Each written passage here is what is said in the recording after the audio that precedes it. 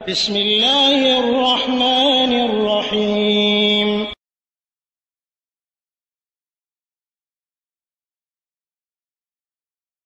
আসসালামু রহমতুল্লাহি ওবরাকাতু। ওমান থেকে আরিফুল ইসলাম ভাই জানতে চেয়েছিলেন যে উজু করার সময় উজুর অঙ্গ প্রত্যঙ্গ যদি তিনবারের বেশি ধোয়া হয় তাহলে কি কোনো গুনাহ হবে?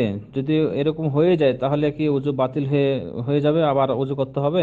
জি সম্মানিত ভাই, এ ব্যাপারে হাদিস আমর ইবনে শুআয়ব থেকে বর্ণিত, তিনি তার বাবা থেকে, তিনি তার দাদা থেকে বর্ণনা করছেন যে একদা এক সাহাবী, এক ব্যক্তি রাসূল সাল্লাল্লাহু আলাইহি সাল্লামের কাছে আসলেন আর জিজ্ঞাসা করলেন ইয়াসআলুহু আনিল উযু, উযু সম্পর্কে রাসূল সাল্লাল্লাহু আলাইহি সাল্লামকে জিজ্ঞাসা করলেন। তখন রাসূল সাল্লাল্লাহু আলাইহি সাল্লাম বলছেন যে সালাসান সালাসান, উযু হলো তিনবার তিনবার করে, মানে প্রত্যেক অঙ্গ তিনবার করে ধুতে হবে। এরপরে তিনি বলে দিলেন হা কাজা, মানে এভাবে এভাবে পদ্ধতিটা দেখিয়ে দিলেন। তারপরে বললেন, রাসূল সাল্লাল্লাহু আলাইহি সাল্লাম বলছেন ফামান জাদা আলা হাজা, যে ব্যক্তি এর বেশি করবে, অতিরিক্ত করবে, ফাতাআদ্দা ওয়া আসা ওয়া যালামা, সে জুলুম করলো, সীমা লঙ্ঘন করলো। তাহলে এটা আবু দাউদের হাদিস, নাসাইয়ের হাদিস। তো এখান থেকে বোঝা গেল যে প্রত্যেকটা অঙ্গ তিনবার করে ধুতে হবে। তিনবার করে ধুতে হবে মানে কি, যেমন আপনি হাত ধুবেন, হাত ধোয়ার সময় পুরা পুরা হাত কখনো পর্যন্ত কোনোই পর্যন্ত যেন একবার পুরা পানি যেন প্রথমবার যেন পৌঁছে যায়, এটা একবার হবে। এরপরে দ্বিতীয়বার যেন পুরা হাতে পানি পৌঁছে, এভাবে দ্বিতীয়বার হবে।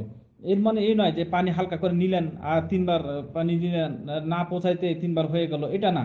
মানে যেমন মুখ ধোয়ার সময়তে মানে একটু করে নিলাম আর মুখে ছিটকা দিলাম, আর তিনবার নেওয়ার পর লাস্টে মালিশ করে দিলাম, এটা তিনবার হলো না, এটা একবার হবে।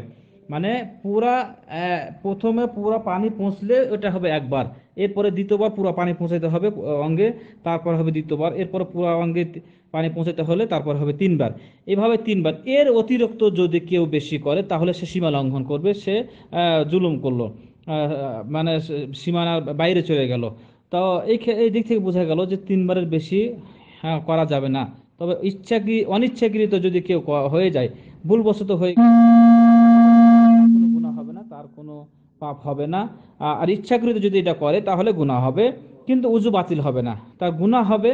সে এটা মাকরুহ অপছন্দনীয় কাজ করলো এবং সীমা লঙ্ঘন করলো, কিন্তু উজু বাতিল হবে না, উজু হয়ে যাবে। নামাজ ওই উজুতে পড়তে পারবে, আর ফিরে উজু করতে হবে না।